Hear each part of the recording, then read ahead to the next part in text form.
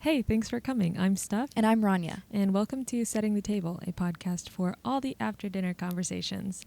On today's table, we have the father wound. This is a conversation that we mentioned last time is much more talked about than the mother wound. We hear like a lot about daddy issues in girls and in society and whatever. So we want to dive deeper into it. Yeah, what is the father wound? The father wound is the result of an absent, inconsistent, abusive, or emotionally unavailable father. It can be all those things or one of those things, but the wound that comes from that. Yeah. I think a lot of people tend to think the father wound only comes from very extreme circumstances. Mm-hmm. It can be somebody whose dad walked away or they don't know their dad, or it could also be from... which honestly, I feel like it might be worse because it's harder to pinpoint. But like, your dad was there; he was at every game or concert, or he showed up for you, but he wasn't actually there emotionally, mentally. Really, like he wasn't there. I think maybe father wound, like being associated with an event, is more common because it is more often that a father will leave. You know, it's not that often that a mother walks away from her kids. I very rarely hear that. It's very normal to hear like, oh, my dad left when I was 3. But like, I will think like, oh, I've dealt with this. Like, I am good. And then like Father's Day comes around or whatever holiday and I'm at my dad's house and I'm like, oh, I'm so not good. Yeah. Like, I do get the Father's Day reminder and stuff, which I feel like I've kind of translated to try to focus on like celebrating it for Caleb. Yeah. And that's helped me because I'm like, okay, well, it is sad on Father's Day every year. Yeah, it kind of like hits you. In your experience, what were the patterns you noticed from having father wounds? Yeah, what did it look like for you? Like, what was the result? What was like the impact in your life? My dad was obviously very physically abusive, but there were a lot of things that they're harder to pinpoint and harder to like, I've sat with and been like, is that abuse? Is that not abuse? So obviously I have the wound of my parents leaving, which we know that itself will cause a wound because like I knew them for the first couple months of my life, but they still left during my infancy. But I also had my grandfather step in as this like father figure, and he took on that role so well, and I didn't really feel like I was lacking until I got here and I had that separation from him. So then I had this incredible father figure, which to this day is one of the best men I've ever met in my life. And then I get here when I'm like 4, about to be 5, and then he leaves, and then I feel the loss of like him, even though I'm still talking to him and stuff. He's not in my life. And he protected me so much even when he was there. And then I have this dad, and it was like within the first week of meeting him, which is traumatic as is, just like being left with someone who like is your dad, but you don't know. Like I had almost 5 years of not knowing him. Yeah.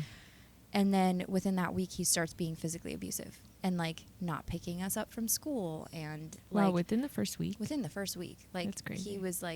He was abusing us from the first week, and me specifically. Again, because my sister wasn't biologically his. So, and then I had another sister who was like a little bit younger and stuff, and another sister who was like a baby at the time I came. But I got the brunt of it, and it started at 5, and then it just kind of progressed from there to the more emotional stuff. Like, I was the good kid. We touched on this last week. I was the good kid, and so what I would do is, when he explained something, he was one of those dads who, I'm going to say it one time. Like, I'm going to tell you how to do this one time. If you're not paying attention, there's no grace, there's nothing. You're an idiot. Yep. Figure it out. So like very early on, I realized when he's talking, listen, it's survival. Like this is, you need to take it in. So I was the kid that like did his laundry, not only like did his laundry, but like did it exactly the way he liked it. Yeah. So like I got a lot of praise for that. So like he wore a lot of like dress clothes. So like I knew how to like press his clothes, and like I took very good care of his stuff. I would wash his car, but he was very particular. He couldn't use brushes, only on the tires, like very specific soaps that could be used. I would like detail his car with like leather stuff. Like I was very on top of it because when he spoke, I listened. It was survival.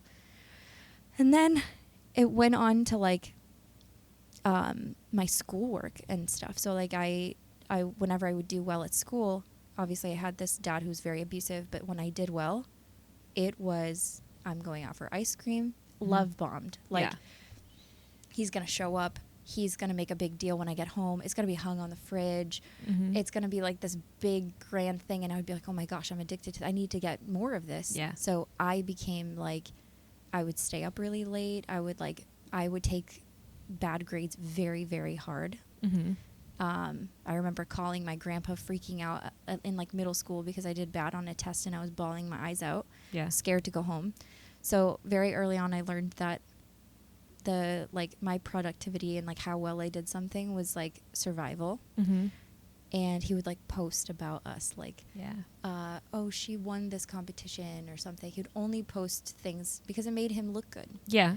It's interesting because we have very different father figures and like wounds in different ways, but like I relate to so much of what you're saying, like the underlying stuff. Like the underlying stuff. And like I relate to learning from a very early age that like my productivity and like how well I did was like extremely important. And like I was always striving to just make him proud and like do whatever I can to make him happy. Like I only wanted to share when I was like doing really, really well. Like he wasn't somebody I would go to if I was having a hard day.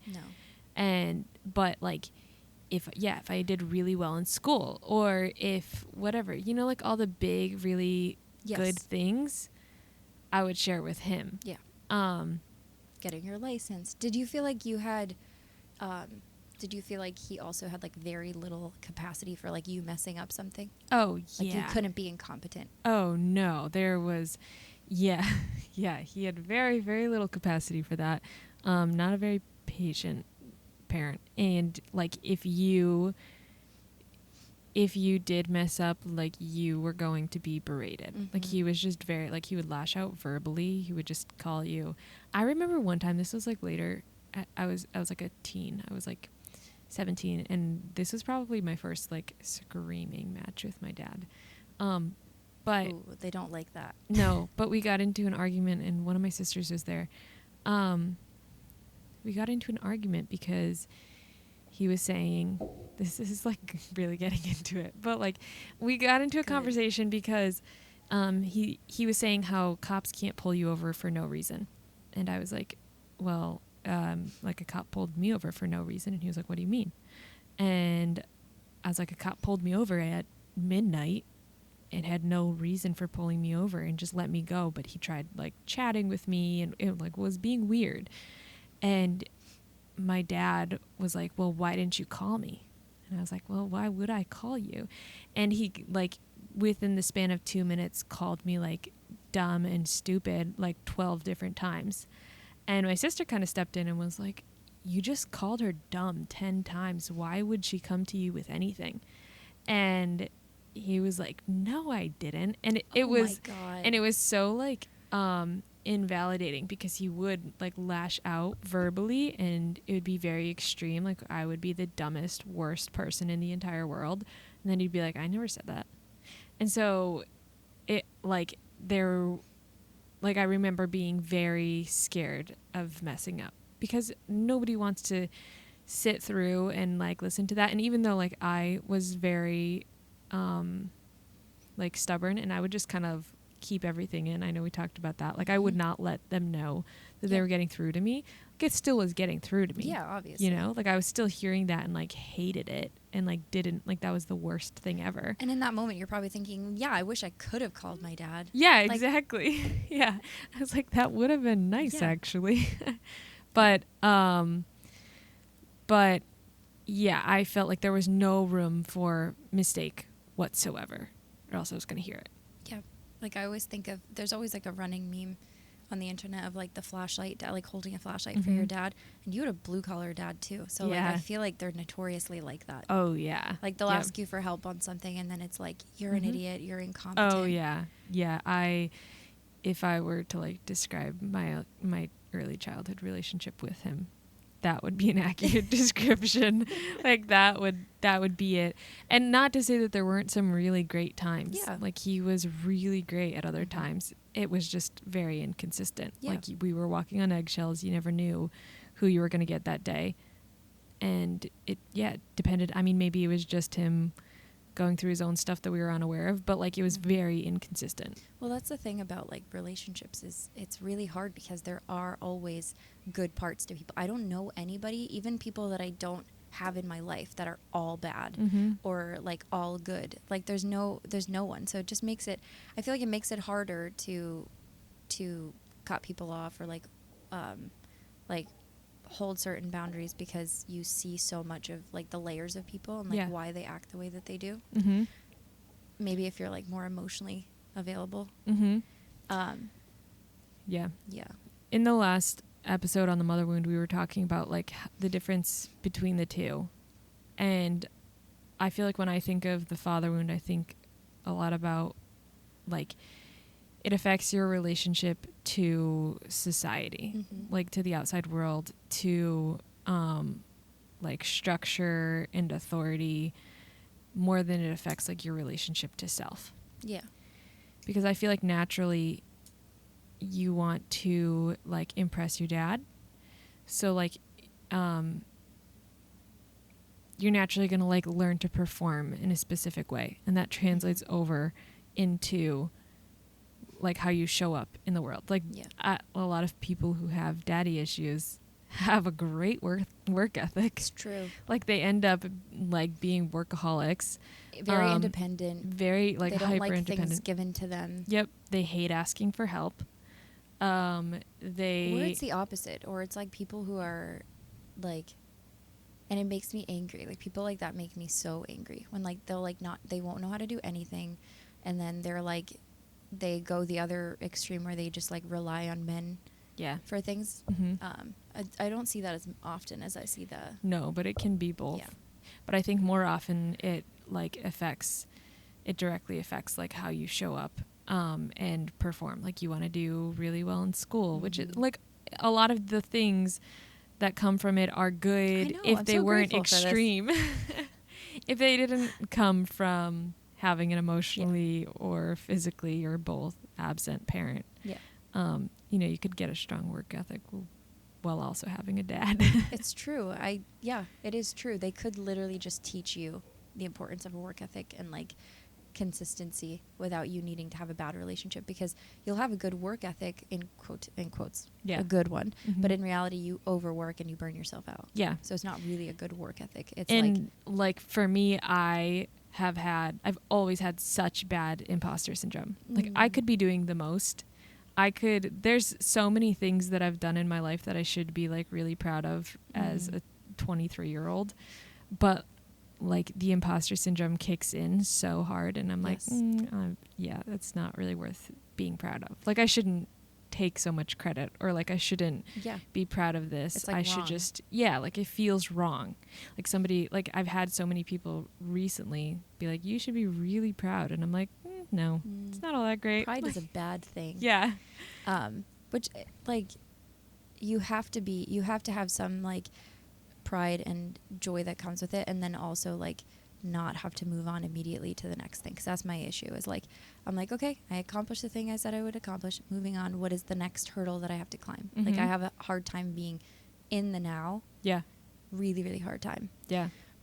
So to touch on kind of our experience and stuff, the effects on us and kind of how it shows up, we obviously just talked about like the performance issues and stuff, like having an issue being present. We were living with Caleb's grandma at one point, and the downstairs is carpeted, and so we wouldn't bring like food or drinks or whatever downstairs. And there was one day that Caleb brought down like a smoothie or something, and Caleb's clumsy. Yeah. And he spilled the smoothie, and this was his reaction. Oh, whoops. Let me go clean that up. And I was filled with rage because he had such an inappropriate response in my head. Like, why did he not, like, oh, why did I do that? Or like he just had the most, like, laid back response. And instead of being like, wow, that's healthy, I was like, what did you should do? be freaking out. I was so angry. And I kept saying, like, why would you do that? Why would you do that? Mm-hmm. Why would you bring that downstairs? Why would you? And he's like, I'm cleaning it up. I don't know what else you want me to do. Like, and then he paused it. He paused at one point and he goes, what is the goal of what you're saying? Are you just saying that so that I can feel bad? Is that the only thing? Because I'm cleaning it up. There's nothing else to do. It already happened. What do you want? Mm-hmm. And I was like, oh, yeah, I do just want him to feel bad. Yeah. But it goes even deeper of, like, I want him to feel bad so that he never makes a mistake like that again. Because it was literally my inner child being like, you can't make mistakes like that. It's so dangerous. You're going to get hurt. You're going to get beat if you do that. Oh, it's so weird to me that like so many fathers take that same approach. That's such a common thing to, like, be scarred by the way your dad just berated you or abused you and punished you for you making a mistake. Like, there's no room to make any mistake. Because there's nothing to do about it. Like, okay, something spilled. He's cleaning it up. Yeah. What else is there to do? Yeah. That is one thing that, like, I remember so much from growing up too. Like, particularly when I was, like, a young teen.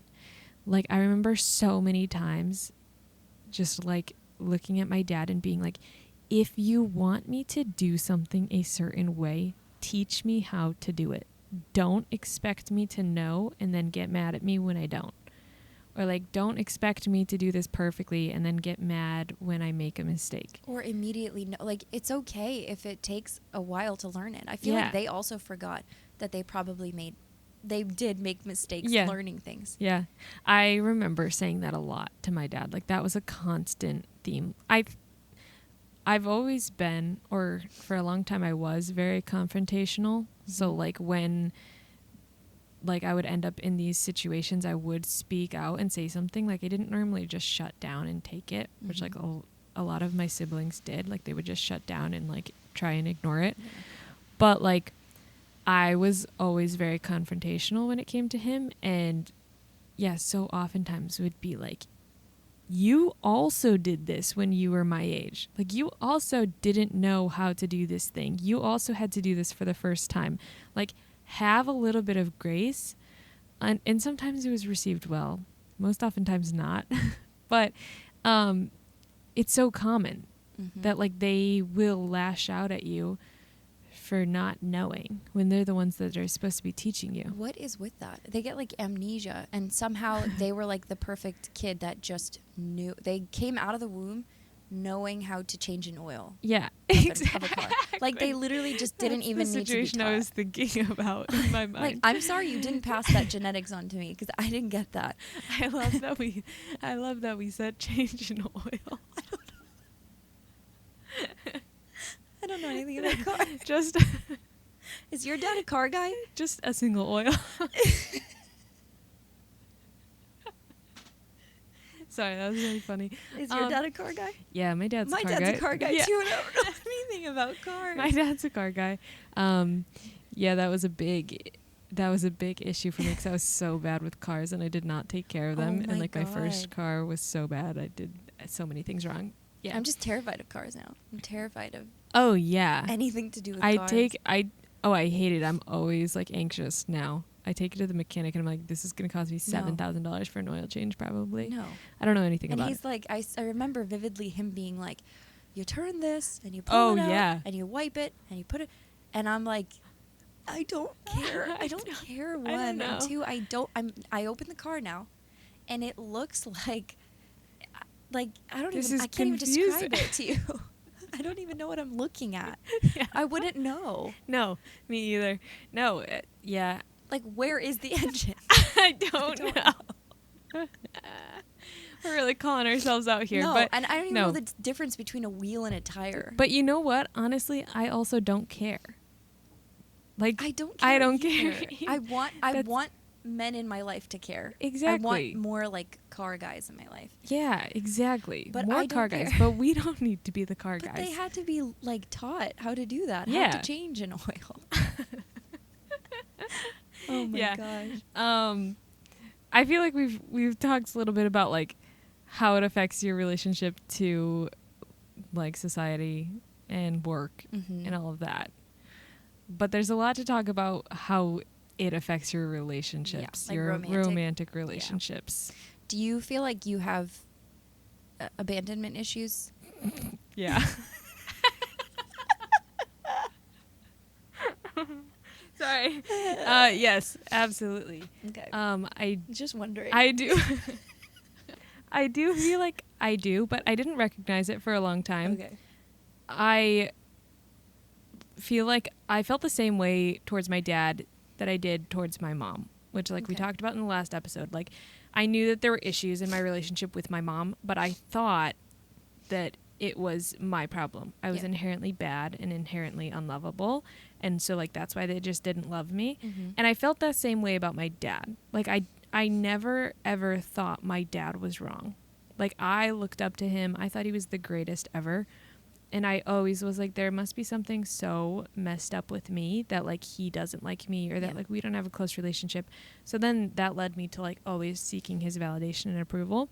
But I didn't recognize like the abandonment issues I had for a very long time. Like my mom, I was aware of it. Yeah. My dad, It took a while. it took a while, and honestly I didn't spend that much time around him because I saw him on the weekends, and even then it wasn't like we were spending the weekends like together doing things. Do you feel like you got more perspective of the abandonment issues or the depth of them when you went through your divorce? Yes. That's like when it all kicked in. So like the mother wound, I was aware of that way before. I was aware of the father wound, yes, when I was going through divorce, and now being in a place where I'm dating and like in that world again, I recognize how much it affects my approach to relationships. Which, so like when I was going through divorce, I like grieved that relationship for a very, very long time. But it took me like a long time to realize that the person I was with was really not a good person. Yeah. Like even like when I was first considering divorce, like very early on into our relationship and like first bringing it up, like I brought that up so soon after we were married. Yeah. But like I always thought it was a problem with me. Like I never considered like maybe this was an extremely emotionally unavailable person that I was like trying so hard to have a relationship with, but like he just wasn't available, you know? And now hindsight, you can see everything. Yeah, now hindsight, having like grieved the relationship and being able to like be out of it for a bit, I recognize like, oh, I was trying so hard to fix somebody that one didn't want to be fixed and like two didn't care to like change on his own or do anything better or have like a loving relationship, you know? Like he wasn't, our goals weren't the same, but I was trying to fix him. Yeah. And that's when I was like, oh, this is me, my younger self, trying to like recreate this relationship that I didn't have or that I did have with my dad, but like played out in a different way, you know? Which is, I think, where like father wounds show up a lot for girls. It's like when you are like attracting people, you'll find that you attract people very similar to your dad in a lot of ways, which is funny because normally they don't seem like it. Yeah. Like you would look at the two of them and be like, oh, they could not be more different. Yeah.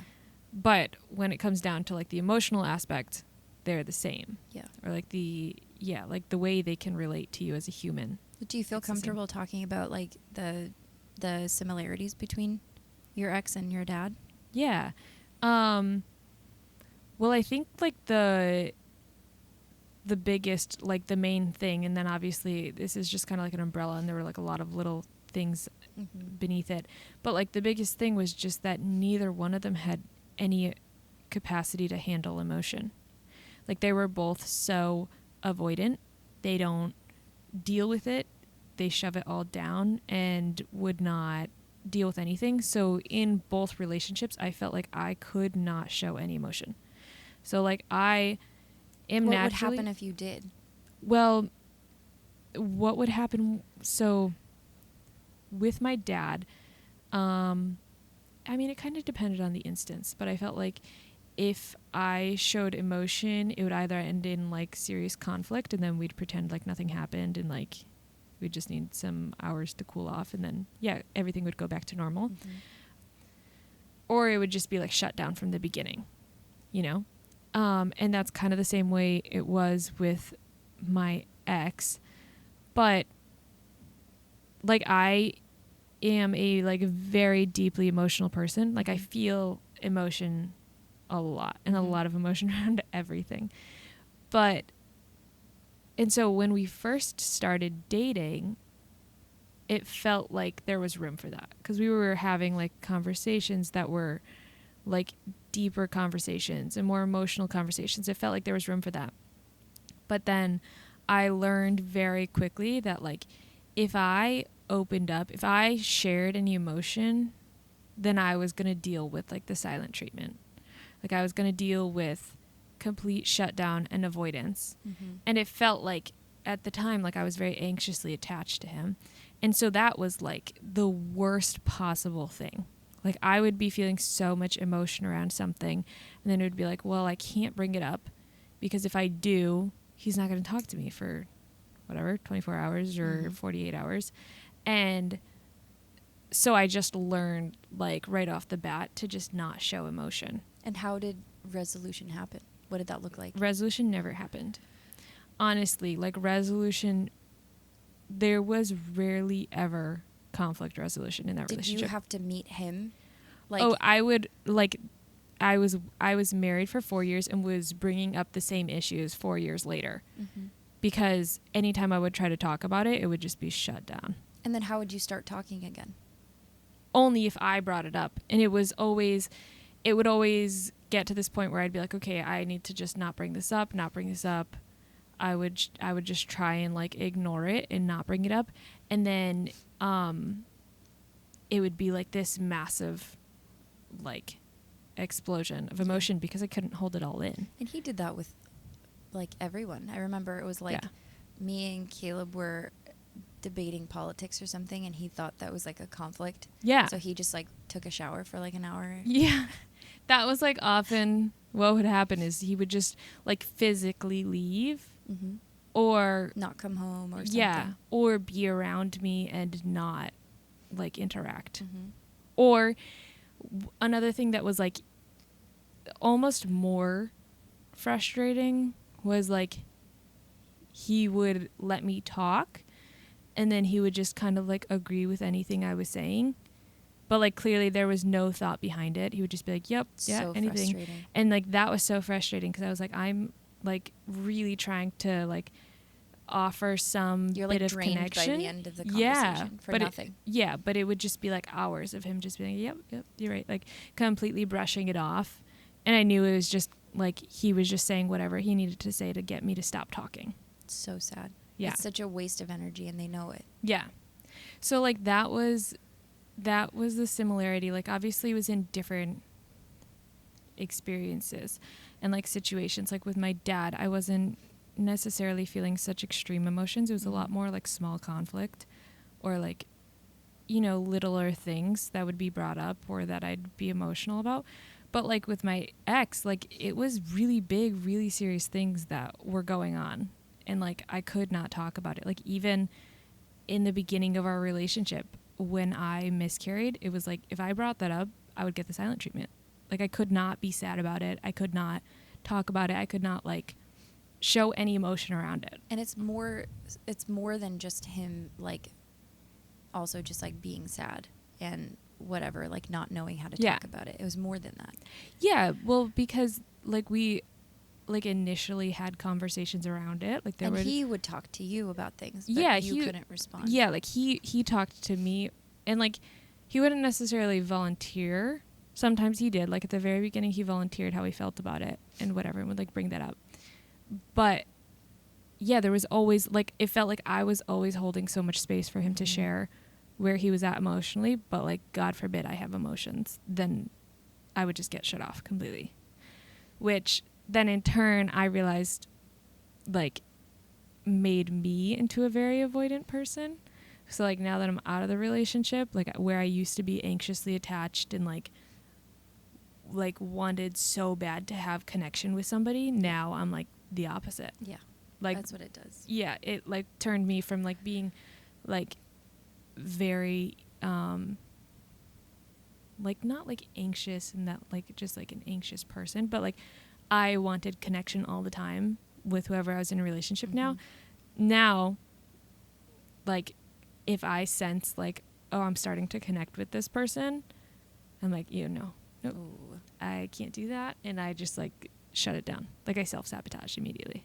So do you think that warrants a pause in dating, or do you think that it's helping you work through it? I think it's helping me work through it because I am aware of it. Like, at first, the first couple times that happened, I was, like, just kind of, like, I would act on it. I'd be like, oh, I'm connecting with this person. Let me shut this down really fast. But now that I'm aware of it and I realize, like, there's a pattern here and this is what's going on, it's more like, okay, I am connecting with this person. Like, what am I feeling around that? Like, does that feel really fucking scary? And, like, I'll say that.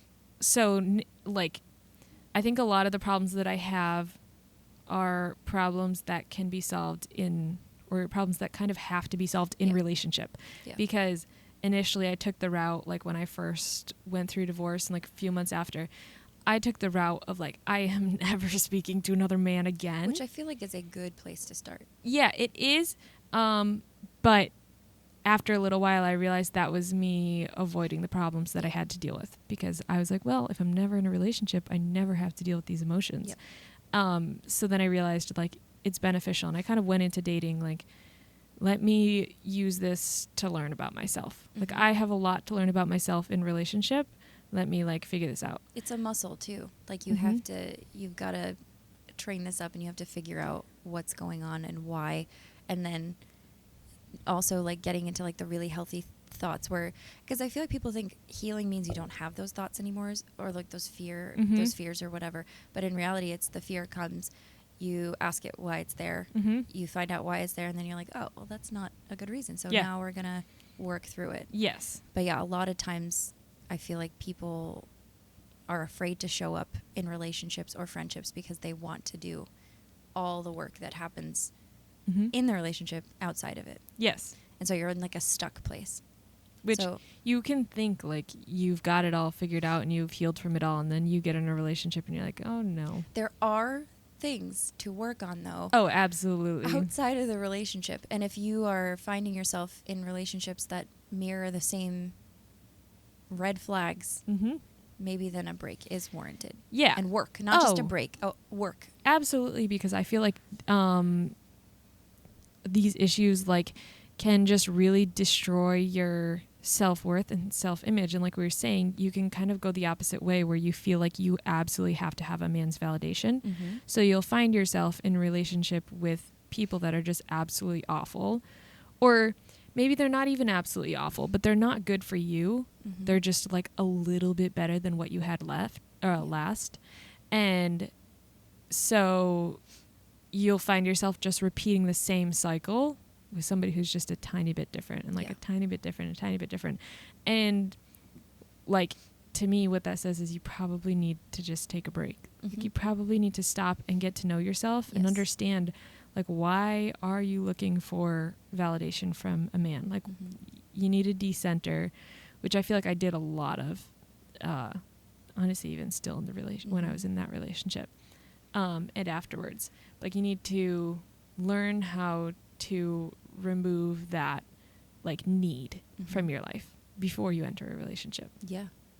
Because then it'll be easier to approach it from a more, like, neutral ground.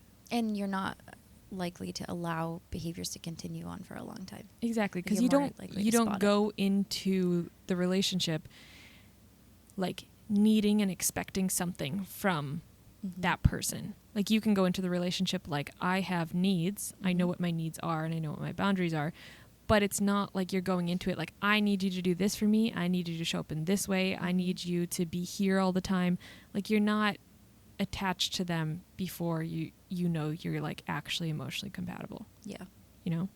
I feel like for me, it entering into my marriage and in a relationship with Caleb, he's so opposite my dad that I broke up with him like 4 or 5 times. Yeah, you're like, I feels too safe. It feels too safe, and I thought I was waiting for the ball to drop. Like, I was waiting for something to happen and him to actually reveal like some sort of ulterior motive. Yeah.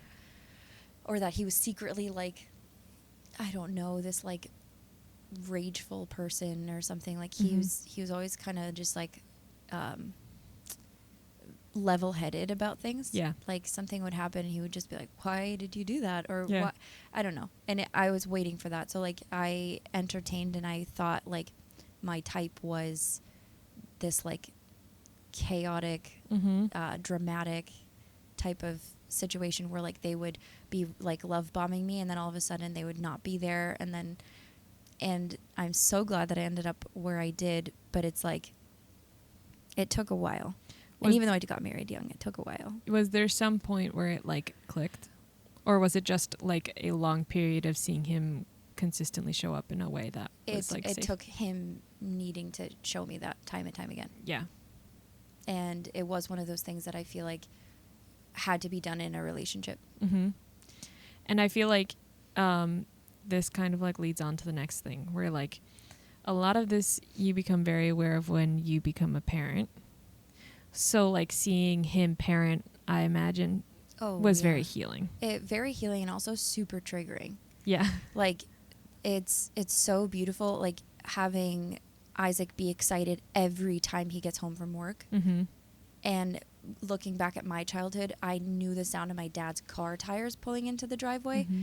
And I hated my dad being home. I'd brace myself of like what he was going to yell at me for. And I'd make sure like I was out of his sight, out of his way. I never greeted my dad and was like excited to see him. And then it also, it's the other extreme too, where like if him and Isaac are roughhousing, it's triggering to me. Yeah, I bet. I'd be like, hey, no, even though Isaac's like having fun, I'm like, no, I don't like that. Mm-hmm. It just brings up like my dad used to grab us by, he would like, you would be talking and you wouldn't see him coming. He'd like grab the back of your neck. Ooh. So like Caleb will like if Caleb does that, or like he'll walk up behind me and like touch my neck. Yeah. Oh God, no. Yeah, I bet. I am triggered, and that's like a no-go in our relationship. Mm-hmm. Like nope, that doesn't happen. Yeah. I need to work through that, but like not right now. No, but like that's something you notice. Yes. Yeah. And I get upset when he like uses a stern voice with Isaac. Oh, really? I'll be like, don't talk to my guy like that. Don't talk to him like. I get really like upset. I got like really bothered. I was like, the same way. I would be like that, which is funny because I can use a stern voice. Yes. Like I feel like I can be very stern. Yes. But like when I feel like I don't know like his intention, or like again, it was very inconsistent with my ex. Mm-hmm. So like that would always be like, well, why are you like, I didn't know what to expect. Yeah. So I hated that. But no, I don't like the, it's not even like anger. It'll just be like, keep your hands to yourself, or like he'll just like use this voice and I'll be like, oh my gosh, it's what if he starts yelling at him? It like fight or flight inside my body. Mm-hmm. So yeah, it's healing, but it's also triggering. And then it's like having kids, obviously you see, like we talked about, it's so easy to love them. It's like everything that they do, like they're messy, loud, chaotic. And just like having Isaac break some things, the amount of things that break in my house every day. Oh my gosh. Yeah, it's incredible, really. It is fight or flight. I have to be like, I feel like I'm at the point now where I've actually mastered that. Really? Maybe I've gone to the other extreme. My kids will break a dish and I'll be like, okay, I'll clean that up. Like there's no reaction at all. But when I had Evie, then like the first couple times it was like, oh my God, like a huge deal. It is. And then it's like, oh, And now actually, it's like microplastics and everything. And I'm like, I got glass, everything. Yeah, exactly. Like I used to be able to just have like plastic cups and bowls, and I can't get myself to do that. So now it's like every single week. Oh, I think breaks. Yeah, I think I've bought like multiple new sets of Tupperware because it's like I'll get down to one container. Yeah. It's like, how do you break so many? But it's constant. They always do. They just never pay attention to what they're doing. Yeah. And I have the voice in my head all the time of like, what are you doing? Mm-hmm. Why can't you look Yeah, where you're going? exactly. Oh Be my more gosh. aware. Yeah, it's another one of those things that's very triggering, but at the same time very healing. It is. Because you wow. your kid like smashes something all over like the floor and you're like, oh, actually this is fine. Am I the best parent in the world? Like you're sitting there and you're like, oh, my kid will never know me screaming at them for breaking something. Like my kid's gonna know they can smash that bowl that I really loved and they're still lovable. Mm-hmm. Like they're still great, and they they're still have to clean it up. Yeah, they're still worthy of all of the love and connection and everything that they should have, just because they're my kid. How do you feel like you're healing your fatherhood? Obviously, that is a big one. Yeah, I think a lot of it is in the work that I do literally on the daily with the girls. Like it's a lot of like small things. Mm-hmm. I thought you were going to say flowers. No. Like, yeah, that works. No, but like the small things, like, showing up for my kids, in a certain way. And like Evie in particular, like she's getting to the age where she's a little bit more independent and like she's trying to do things on her own. And like she'll get very frustrated if she like can't do something or she's not doing it right or she doesn't know how to do it. And like I just have found like a lot of different little phrases or things that are like healing that you wouldn't necessarily expect, but like now I hear Evie all the time. Mm-hmm. Like she'll be doing something and she'll be like, it's okay to do hard things. It's good to do hard things. Like, becomes their inner voice. It's like I can see the way that like her inner dialogue is shaping in a way that like mine so was not. Yeah. Like it's in such a good way. How else am I healing it? I do feel like dating, there's going to be a lot of healing that happens there. Mm-hmm. Honestly, divorce was healing. Yeah. Like, because that was the ultimate, like, this person is not showing up for me in a way that's good, and this person will probably never show up for me in a way that's good. Taking your energy back. Yeah, it's my time to walk away. Yep. So that was like extremely healing in a lot of ways. Like that was the ultimate, like, that let is me the set this epitome boundary. of it, because you're like, okay, father wound allowed this behavior. Mm-hmm. I noticed the behavior. No more. Exactly. And a lot of like the reason why I mean, there were so many reasons why I got divorced, but like a lot of it had to do with never, like, being so passionate and so particular about never letting my kids have the same issues that I had. Mm-hmm. Like I was like, I am not going to let my kids grow up in a house with a mom who's so miserable because her relationship is so bad. And like, they're going to watch how you're treated. Yeah. Like I would never, that was it. Like that was the final straw. It was like, oh, I will never let my girls end up in this same relationship that I'm in. So I have to leave it. Like I have to model that you do not entertain this behavior and like you don't accept it. So that was like the ultimate, like, okay, this is the boundary I'm setting for their good, but also for mine. Obviously I needed it. But it was like one of those like breaking patterns. You know, in my family, there's like been a long history of women staying with men who are really, really, really awful guys. And they stay with it because for whatever reason, for the kids or for whatever little bit of good they think might come from it. And so it felt like a very like significant moment to be like, oh no, my girls won't do this. That's really powerful. Yeah. In what ways do you feel like you're healing it? I feel like for me, it looks like no contact. Like, I know that For a lot of people, that might not be the case. But, like, for me, my dad is a genuinely dangerous person, and I wouldn't want him around my kids. So just kind of breaking any... He hurt me, but I will be damned if he gets anywhere near my kids and does any damage to them. So that's a hard no. I think of him, I pray for him, and I'm really done, like, grieving the dad that well, I'm not done, but, like, I've come to the realization, acceptance of, like, he's never going to be the dad that I deserve. It comes with the other thing is having higher standards, like, even within my relationship, of being like, no, I need this. Yeah. I need you to step up here. And he does. He will step up. And then I think the other thing is, like, for me, there was a lot of neglect in my childhood. So taking care of myself feels healing. He was really big on hygiene for himself. So, like, he would buy himself, like, all the products. Like, he took care of himself. And that was the thing that he would take away from us. So, like, brushing your teeth or, like, very basic things like that.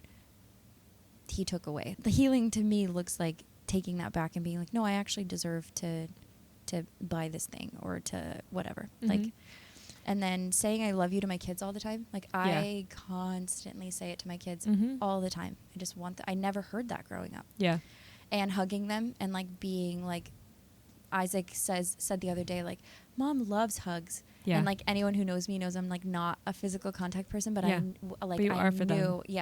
knew for them, like, I would always be, like, available that way. And so he knows me that way. So that was so healing to hear of, like, my kid defines me as somebody who loves hugs. Yeah. Yeah. It's great. The other thing I'm trying to work on is, like, crying, because I used to be such an emotional kid. Like, I would, if someone's tone changed, I would bawl my eyes out. But it was always seen as a negative. And I wasn't allowed to feel that way. So now it's just like, no, I can be sad. I can be upset. I can be angry. I can do all those things. I can cry. And I'm working on it. I have a really hard time crying. So that is also really healing. And there's something else that was, like... I feel like another thing that we've talked about recently, just, like, in our conversations outside of this, is learning to take a break. Yeah. Yeah. Like, learning to relax and be okay with, like, not working all the time. Yes. Not constantly trying to prove our worth. I'm not there with that one. Yeah. That's, like, an idea because we have. It's an abstract thing. Yeah. I'm not there yet, because that is one thing, like, I feel like all this trauma came with a lot of good things too. Like, there are things that I love about myself that came from all of this shit show. Yeah. And that would be that I go after what I say, like, what I want to do, and I follow through with what I say I'm going to do. Yep. I just need to apply that to myself. Like, if I can follow through with what I say I'm going to do when it comes to, like, this abstract idea of, like, a business or whatever, but, like, I need to do it for myself as well. God forbid you get a skincare routine. I know. It's like the death of me. Literally.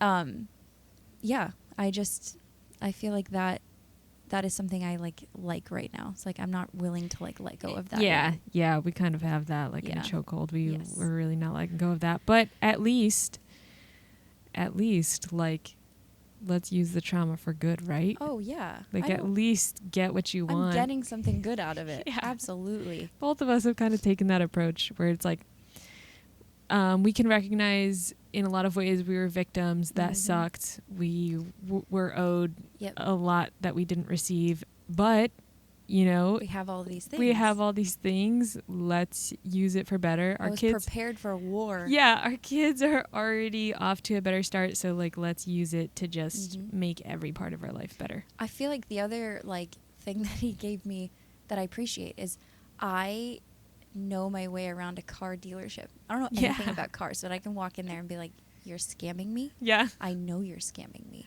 And just, like, I can play that very well. He gave me a lot of tools for that. I gotta take you with me next time. Yeah, they're very sleazy people. They are. But, like, I've been there. And now it's, like, my favorite thing is, like, walking into places where I can notice the pattern. I'm like, you're exactly like my dad, so I know exactly what to do. That's one thing that we didn't really talk about, but when you have such an inconsistent, and we talked about this a little bit in the last episode, when you have such an inconsistent parent like that and you're always walking on eggshells around them, it makes you the most, like like you can out manipulate anybody. Yeah, and I can figure it out. it can be really dangerous if you were an inherently bad person or you want to do bad things, but it also gets you through a lot of situations and it can get you far. I am getting my car $7,000 off. Yeah, MSRP. exactly. I will. So like you can kind of know when to like tap into that, like, oh no, I know manipulative people. Let me work my magic here, and get what I want. Like I worked out for this. Yeah. I know how to do this. Oh yeah, I did this for the first 15 years of my life. Yeah. So we have a lot of things to work on, and a lot of things that we've already worked on. We've done so much work with this. Yeah, and but I do feel like this will be an ongoing I'm excited thing. to see even where we are in a year. Yeah. I mean, these conversations have come very far from like when we first met and when we were first talking about these things. So I feel like we've really like stepped into awareness and have been doing the work now. So what is your like boundary with your dad now? I have a very limited relationship with him. Like, you just like stopped seeking it out. I stopped initiating anything. Like for me, the relationship I had with him was always based around my want for his approval and validation. You know, so I'd always go to him whenever I like wanted to get a new job or something and be like, "Oh, I'm going to apply for this job. What do you think?" to make sure he would approve of it. And I would tell him when I got it or whatever. And so for me, like working on that has just been like not sharing, like just keeping to myself. Like that feels so awful, but like doing things on my own and just keeping it to myself and not sharing it. I'll like answer truthfully if he asks, but I'm not going to volunteer information in hope for his validation and approval. That's a really good point you just brought up. But like a lot of times people think healing feels good. And it does my not. case, I can confirm. Yeah, it feels like you're betraying yourself and other people. It feels like you're selfish. It feels like you're manipulative. Oh yeah. It feels like a lot of bad things. But you notice this like level of peace in your life afterwards. But there are like, I was so mistaken. I thought for the longest time that like if I felt those negative emotions, that it actually wasn't a good thing. No, it is a good thing, but yeah, it's hard because it's like very lonely. Like you have this want to share, which we talked about in the mother wound episode. And also you should be able to with your parents. You should be able to. But yeah, I've like for me healing from this and like working on it has been keeping everything to myself. Like I don't update people in my life. Like I'm talking about my immediate family. Obviously I keep you updated. But every day of my life. But yeah, I don't tell my siblings things. I don't tell my parents things. I don't start those conversations with them. They don't know where I'm working or where I'm living or where I'm moving or because you realize you're giving them ammunition as well. Exactly. And I just like I want to share that, but I know that I want to share that only for approval. So I need to just not, you know. Yeah. So that's where I'm at. It's not no contact. It's just limited. Yeah.